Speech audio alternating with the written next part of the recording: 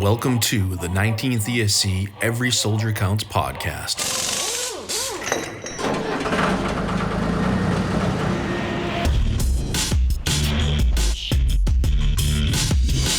Wherever you find American troops today, you find the men of the Transportation Corps. Enough and on time. That's the story we tell you today.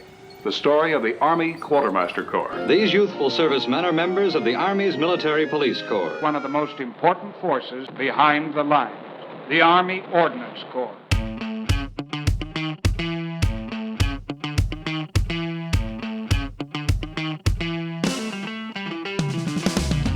Welcome to the 19th ESC Every Soldier Counts podcast. Once again, I am Sergeant First Class Adam Ross, hosting the 19th ESC podcast. And with me here today is Master Sgt. Harry B. Willis III. Thank you for joining us today, Sergeant Willis. Hey, thank you for having me. So today we're going to talk about a few things. We're going to talk about the Sergeant Audie Murphy Club. That if you work at 19th and you've walked by the Sergeant Audie Murphy Club board, you may have seen Sergeant Willis's portrait up there, along with a few others. First, though, we're going to talk about kind of your military background. We usually get to know all of our guests. So you told me earlier you came from the Old Guard before coming to Korea. What was that like? So it's a very humbling experience. It's a ceremonial unit, and everything in D.C. Within the Eastern Seaboard, they handle it. Any ceremony, inaugural balls, anything at the Capitol, Pentagon, we did it. You learn how to make your own ribbons. When you're in process, you get an ERB, they match your ERB, and they pull the ribbon and they cut it, and you actually learn how to actually do your own ribbons. I even still have a micrometer that I walk around with. So you don't go to the clothing sale and buy your ribbon off the rack. You actually make your ribbons. Wow. Yes, you do. And what is the purpose of that? Does that just kind of discipline? Discipline, absolutely. You go through a series of tests. I had to go through what they call sword and saber, and it can last anywhere from 6 months to 2 years. And you have 8 tasks, and you have to learn their way of doing it. So marching's different, commands are different. And I actually prefer the Army to switch to that method. Oh, really? Absolutely. And so what was your duty position? So I ended up having 3 different duty positions. I was the Regiment Transportation Platoon Sergeant. So if you remember John McCain's funeral, George Sr.'s funeral, those charter buses, I was in charge of those charter buses. Oh, really? Roger. Then I went up to staff. I did my time as platoon sergeant, went up to staff, worked the S4. Then I interviewed to be a first sergeant for the Regiment Support Company, and then I took over company. You were a first sergeant at the Old Guard. Yes, I was. That's outstanding. So those of us who are familiar with driving around Washington, D.C., know that that's no easy task with those buses, like in D.C. traffic around Arlington. Absolutely. And I think as a platoon sergeant, the biggest challenge at the time was trying to get those soldiers to understand where they're at, why they're there, and these buses are not cheap. So driver's training was in D.C., so that was a hurdle that it took a while to tackle. And of course, the Old Guard's also known for having the tomb guards. Yes. There. So, did you get to interact with those soldiers much? Absolutely. As being the first sergeant of the Regiment Support Company, we actually were allowed times where they sent out interviews or times where they would let you to go and rehearse or perform. Try out, if you will, to join it. Yeah, it's if you haven't been to Arlington National Cemetery and witness the changing of the guard, I was lucky to be able to see it a couple times. It's really just you see all the preparation they put into it because it's just so exact, every single movement. Absolutely. Absolutely. It's really quite a thing to see. So you went to the Old Guard. So tell me what influenced your decision to enlist initially? So initially, long story short, I'm the only enlisted person in my family. Grandfather's lieutenant colonel, they're all officers, and I initially was not supposed to join the Army. I had a full ride scholarship to wrestle for Washington University in St. Louis, and the recruiter said, "You know what? You can wrestle for the Army." And I was like, "You mean the United States Army?" And I was psyched, and I was like, "Oh, let's do this." He said, "First, I need you to sign this contract, and this, just in case you get injured or hurt or something like that, you sign this, and you go to basic training. Then we had to give you a trade school, so AIT." I was like, "Oh, okay, yeah." And he gave me a laundry list of stuff, and I picked motor transport operator. So Dad owned his own truck company. Uncle owned his own truck company. So I was like, well, I know trucks like the back of my hand. I'll just be a motor transport operator. once I got to basic training and I was like, hey, I'm supposed to be going to the wrestling team. It's like, okay, go to AIT. I got to AIT. He was like, yeah, you're going to Fort Riley, Kansas. I was like, no, hold on. After that debacle, I ended up going to Fort Riley, and the recruiter didn't tell me I had to try out. So it was in December of 2002. So I ended up trying out on the wrestling team anyway. I went to Fort Carson for the tryouts for the All Army. Right, that's where they have the what do they call the Center of Excellence, yes, the world class athlete. So I went there, I placed, and then OIF1 started. Wow. So then they were like, hey, you're going to schedule to deploy. You got to go back. Because it's almost like a football team. You have the actual starter and the JV or varsity JV. So I was the second person in line, but we were deploying. They had this guy. He wasn't going anywhere. He was pretty good. Wow. So it's interesting. We haven't done that many podcast episodes, but this is the second wrestler, high performance wrestler we've had on the show. Colonel Hunter. I'm sure you've met him. Yeah, absolutely. So he, in that podcast, that's episode 10. He explained how he tried out for the All Air Force wrestling team when he was in the Air Force, and he described it as kind of a grueling experience. Competing against all these other. And so I used to think like, oh man, I'm from California, and I was like, I was a league division champion. This is gonna be a piece of cake. But now you're going against everybody in the nation that wants that same position, and from the training to all the conditioning and your actual bout or your match to try and get to that place, it was a hard 45 days, extremely hard. And so, did you ever get into like Army combatives and get qualified? This is where everything changed. So I ended up after I went to OIF1. I came back and okay, spot's still open. I was like, man, I'm not thinking about that. So then advanced like 2 or 3 years later, Army combatives shows up, and I'm level 3. I'm former coach because I used to coach or train at Fort Leonard when I was an instructor, and I used to certify the drill sergeants, and I teach the chemical bullet classes, combatives, and out of 12 tournaments, I only placed 1, and the final one that I won, I was like, no more. I'll just coach and train. Yeah. Yeah, those can give. I've gone to a couple of those combatives tournaments. Extremely competitive. Yeah. And so, level 3 of the combatives program, that's like a full month of. Yes. training. So before I went to MCC and they took out level 3 and 4, it's about just shy of 30 days. Mm-hmm. Absolutely. And so, how did that? You'd already done the Army wrestling team before that. How did that compare physically? Normally, if you didn't know any type of like jiu-jitsu, karate, wrestler, you're pretty much you're about to be in bad shape. Majority of my opponents were tall, so all they knew was boxing. But what can a boxer do from his back? So yeah, I think that's what made it beneficial for me because I'm taking straight to the ground and just work from there. Been rocked a couple times, but nothing that put me out. I do believe in that tap early, tap often, because if I feel something that's not supposed to bend or I feel like I'm about to black out, I'm gonna go, hey, you got the match. I'm not gonna. I have nothing to prove. Mm-hmm. Okay, well that's interesting, and that's.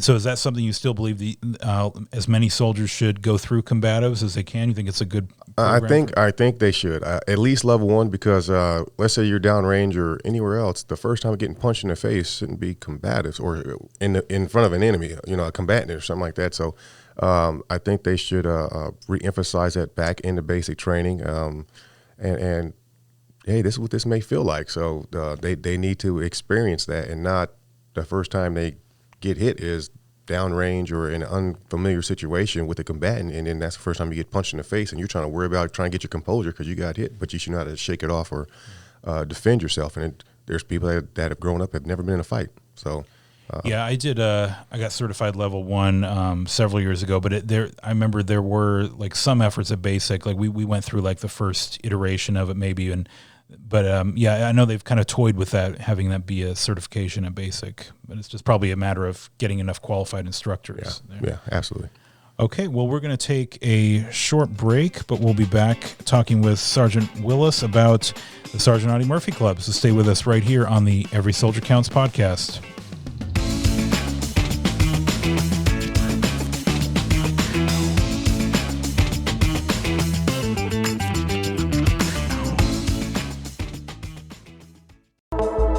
Hey Team 19, this is Brigadier General Stephen Allen, Commanding General for the 19th Expeditionary Sustainment Command.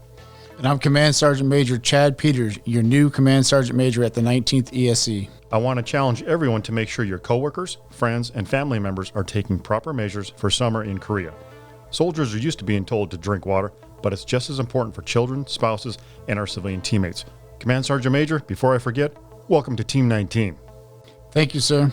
As someone who has recently arrived to Korea, I'd like to emphasize how important it is for leaders across the peninsula to engage with their incoming and outgoing soldiers, family members, and civilians to make sure they meet the U.S. FK guidelines for entry and exit. This includes a negative PCR test for COVID-19 no older than 72 hours. I also want to thank everyone in Area 4 who is part of Team 19 and makes Korea the assignment of choice. Team 19. Every soldier counts.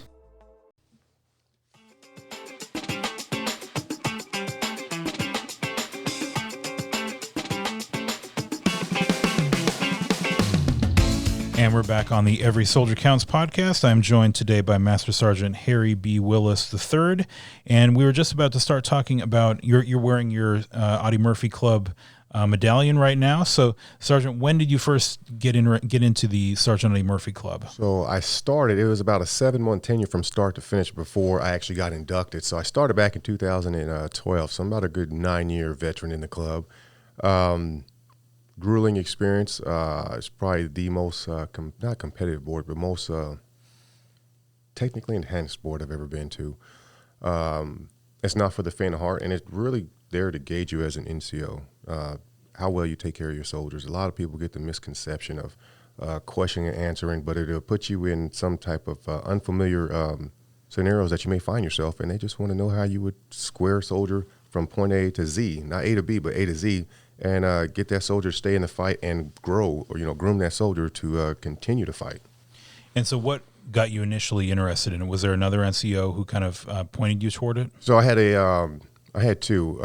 Believe it or not, Sergeant Major Hardy was a Sergeant First Class. I was a staff sergeant, and he was like, hey, you guys need to get into school. You need to do Sergeant Audie Murphy. So I heard of it, but I didn't really dive into it. And then later on, Command Sergeant Major Moore, he said, hey, you look like a good Audie Murphy candidate. And I was like, what does that look like? So I thought about it, and then at the time I was a platoon sergeant, so I told my squad leader, hey, if I'm doing it, I'm going to challenge you to do it. And so we just started studying, and you can't study any situations. So more so all his biography, the medallion, the crest, the history of the club, his Medal of Honor citation, try to get understanding of who this man really is. I mean, you had a whole club named after you. You're one person. And I was like, oh, my God, this is pretty intense. Well, let me look outside of what the normal study guide material says, and very meticulous, intricate man. So, and how do you think that's shaped your career since then, being involved in the club? So it actually has shaped it for the better, because before, you come to work, you can always, you don't have to be that non-commissioned officer who goes Audie Murphy and all of a sudden you're done superhero. I think it's shaped to where, people they're going to look at you in a different light. They're going to ask you certain questions. They're going to lean for your technical expertise more, and for real, in a way, that kind of strokes your ego, like, hey, hold on, they're actually coming to you for information, and that to me speaks volumes to where you should walk a certain way, and not all people do that, but as an Audie Murphy member, you should be you shouldn't be held to a different standard, but you should hold yourself to a higher standard and a different standard, because that's what they're doing. They're looking at you for that advice, that technical aspect of any situation, because you never know what situation you might find yourself. And so what's been some of the more rewarding parts of being in the club as you've gone through? I would say giving back, feedback. We have the BLC class, so I go to every BLC class and I'll promote the club and tell them to give them back. There's all kind of volunteer events, but this is just one more that you can add to. And then as you volunteer, the reward is helping other people, honestly, because some may say you joined Audie Murphy to get promoted. I told them when I got inducted into Audie Murphy, I didn't make my next rank for like another 7 years. So that's false.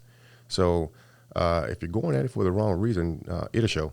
It has its benefits. A lot of people come to you for information. A lot of people take your advice. A lot of people want you to host events. Come talk to them. Come talk to their companies, their platoons, battalions about Audie Murphy. A I do the ACFT. I certify people in the ACFT. They want to know what you know. And so when you PCS, you have to go in front of another board at that local Audie Murphy Club? No.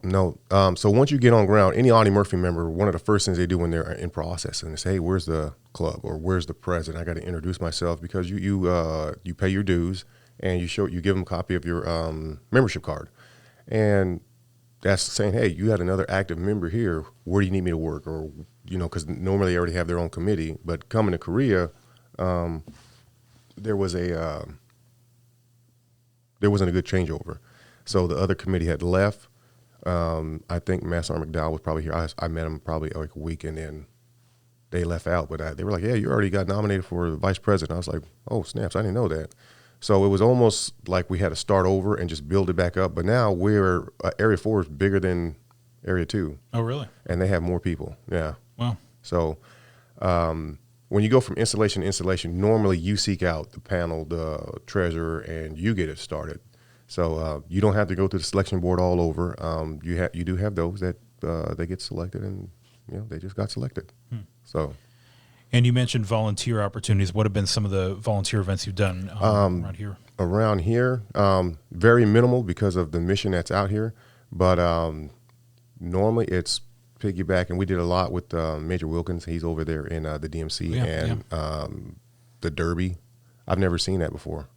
So that was pretty. I enjoyed it. The Pinewood Derby. The Pinewood Derby, yeah. So that was one such one we did. There was a sharp run that we were supposed to do, but it was nixed for whatever reason. But we were gonna post banners, hand out fruit and water, but that got postponed. And then they had another festival that was happened this past spring, but booth ran out. So you also, in order to volunteer or have a booth, you have to submit paperwork, and depending on the participants within the club will determine if you get a booth, because you don't want to commit to something and then you don't have the people to man it. So as big as this club is, it's sometimes disheartening that you have so many members but not enough participants that can actually come out. And I understand we all have jobs, but that's part of actually being an Audie Murphy member. You got to put that best foot forward. You have your job you do every day, but you volunteer. That's what we do. And it's got to be difficult in the COVID environment too. Absolutely, and that was one of the main reasons that a lot of the events got shut down, because we go from Charlie to Bravo to Charlie, and then we're in Bravo now. But just take the Busan incident, and then they start putting the hammer down and say, hey, no, you can't do this unless you have this in order. So that shut down some of the events as well. Now, while we're recording this is right before you're going to have your Audie Murphy Club board and the events for that. But when people are listening to it, you would have already had that. So could you give me a preview of like what the requirements are for these candidates? Each installation is different. When I was in D.C., that was a one-day board because you had 4 installations comprised into one club, and that was pretty difficult. When I was at Leonardwood, we had a several-day board. When I got inducted in Fort Riley, it was a several-day board. So when I say several days, I mean 3 days. So here we collectively, Sergeant First Class Banks, myself, Master Sergeant Bacchus, Master Sergeant Reddick, and Staff Sergeant McGee all brought our own creative niche to the club here and came up with the events 2 days. So knowing that the ACFT is about to take off, right? They keep going through the planning phase. Hey, once it takes off, that's the first event you're going to do. So you're actually going to talk the ACFT, give us the goal criteria, what terminates you, if there's any termination at all. And you're actually going to lay out the whole entire schematics of the ACFT. At least 2 of the graders, including myself, have to be certified in the ACFT. So I bring my certificates with me. I went to the schoolhouse at Jackson. And then as they explain everything, they're going to turn around and they're going to take it. So you explain it, you lay everything out, you just laid out your own ACFT. Now you're going to take it. Wow. After you take it, you're complete with the run. We break you, give you your next hard time of 08. You're going to go, you're going to shower, you're going to change, and you're going to show back up in full kit. So full battle rattle, you're going to have 5 stations, and you're going to go ahead and talk about rifle marksmanship, first aid, NBC, grenades, and map reading. And there's task on there. You don't know the task. You'll know the task once you walk up. And that's to see if you are 30, 40, 50 level person, because you can sergeant through master sergeant can be inducted, and you're a trainer of troops. Do you still remember that 10 level task? Right? Some people get up to that rank and, hey, I came in the Army as a master sergeant, so I know everything. Well, do you remember this? So, I mean, make sure you go back and humble yourself, because I don't know when the last time I threw a grenade. So, we given those tasks. They know the task, they just don't know what task they're going to be asked with the grenade. So let's them dive into that a little bit. And then after that, we break them for lunch, depending on how long it takes, break them for lunch. And then after that, you go to the EST. Because it's the EST and not the actual range, because it's whatever range is shut down or whatever. Normally it's expert, but for here, we just want you to qualify because it's the EST. Technical difficulties, so it's like, okay, there's a little learning curve there. So as long as you qualify, that's good enough. And then you break for the day, and your next hard time is 06, ready to go in your ASUs. And your sponsor comes in with you. So your sponsor's with you the whole entire time, and they're either Audie Murphy member or your first sergeant, because there are units with no Audie Murphy members in there. And as long as your first sergeant's with you, then you're good to go. But the final selection board, so Thursday is the first day one, and then day two is Friday. And you show up 06, and you do about 150 question test. Has to do with Audie Murphy, anything Audie Murphy. So I challenge anybody, once you learn the actual study material we give you, learn everything outside of it, because there's questions on there that talk about his wife, his children, his children. And you have to know that, right? I can pick anything out the bio and say, hey, you're good to go, or give me some out of the such and such songs. How many did he write? Or his movies, how many did he star in? So a lot of them have to get out that comfort zone of, okay, only my study material is what they're going to ask me. We'll grade it right there on the spot too. And then we got essay questions, and essay questions can be anywhere from Army values, you as a leader, and future. What is your job? How are you promoting leadership, Army values, and just a good 3 to 4 paragraphs. You got about an hour and 30 minutes to do that. So our last induction, we had 2 go through, and one didn't make it, one did, but they did fairly well. And after that, we break you for about a good 30 minutes. We go talk to the board members, and then talk to the candidate. That's all before the board. Yes. That's all the morning of. And then the board normally goes hot around 09. And that board can last, it all depends on the candidate. And I explained when I talked to the BLC class, I say, well, give me a raise of hands. How many of you guys have were in your promotion board 45 minutes, 30 minutes, 15 minutes, right? And then I'll say, well, in this board, you're probably going to be over there about an hour and 30 at a minimum. And it's generally a dialogue. If I honestly say, if you make it to the division board, it's a dialogue, right? I want to know you as an NCO. And I explain to them too, hey, about 3 minutes in, I can kind of gauge you as an NCO. Because you get those that you give them the question, you give them the scenario, and they'll start asking questions like, did you say this? Or I explain the scenario to me again, and I explain that to them as well. When they give you the scenario, it's going to be a bunch of checkpoints inside that inside those questions. And a lot of people get overwhelmed because they see the MOI, and you see just like a promotion board, you got like 20 different topics, and you're like, oh my God, we're going to have a scenario for all of these. And in some cases, you may only get to 3 topics, and they just feed into one another. And all they do is the rabbit hole effect to see if you're going to trip up, if you're going to change your answer, but are you scoring away that soldier, or you just switched your mindset to, let me give you this Army regulation. No, what are you going to do? And I also preach that in the Army, in situations you've been in, 80% of what you've been in, 20% is regulatory guidance. Because you start reacting. You don't pull out a book and say, let me find AR, yada, yada, yada. No, you start reacting to what that soldier needs. And then you go back and you start filtering in those ARs, FMs, the regulations and guidelines. Yeah, that's. I mean, it's a huge commitment, just for the preparation for that. Absolutely. And then, so, I know you said you have a candidate this time that this is their second time through. So yes, it is. So, Staff Sergeant Alex, kudos to you, and she came up short. She came up short by merely 2 points, and it's a point system, but it has to be unanimously yes across the board. Unfortunately, a board member didn't feel that she exuded that as Audie Murphy, but it's more to me important, and it shows her fortitude for coming back. She had a couple hurdles and some leave in between, but she's back. Like we have our study halls every Tuesdays, Thursdays, 12 to 1300, and she still hasn't missed a beat. So that shows the drive. I sat on her board. So I was her sponsor in December, her and Master on Rights, and I sat on her board, her brigade board, about 3 weeks ago. Phenomenal.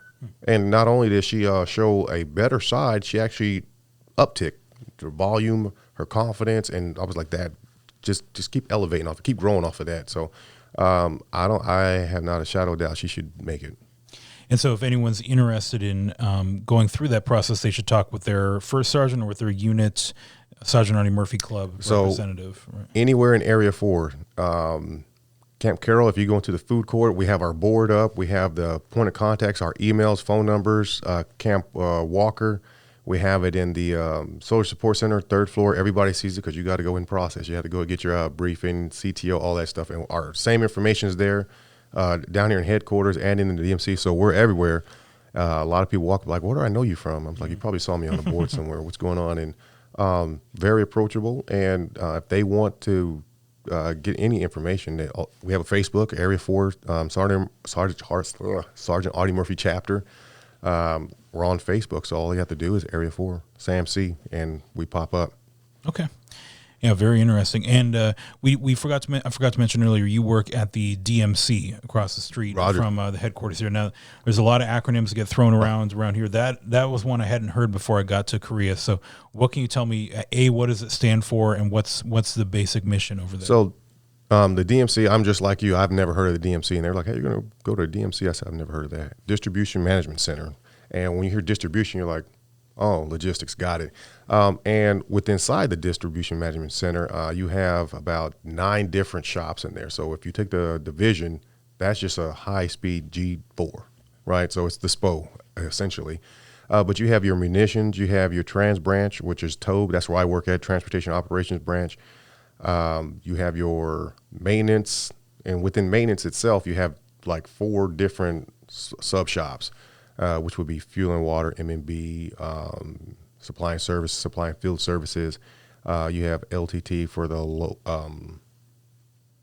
host nation, OCS. So they all have their own different acronyms, and we're basically a small, I'd say, SPO. Yeah, we're essentially a SPO, and we handle everything within the Area 4 and South, but also the peninsula. A lot of stuff we augment it with 8th Army, 25th MCB, 2609th or 2602nd, something like that. But it's a soft community for Korean side, and then 837th SDDC down in Busan. So we all intertwine with each other. We all work together in some fashion. Like I work in TOB, Transportation Operations Branch. I deal with all sea, land, air, and ground operations in the pen, and just supervise all our rotational assets. So the SAPO is support operations for everybody. So a lot of times they're like, hey, let's tag the DMC, and rightfully so, because that's our job. Yeah.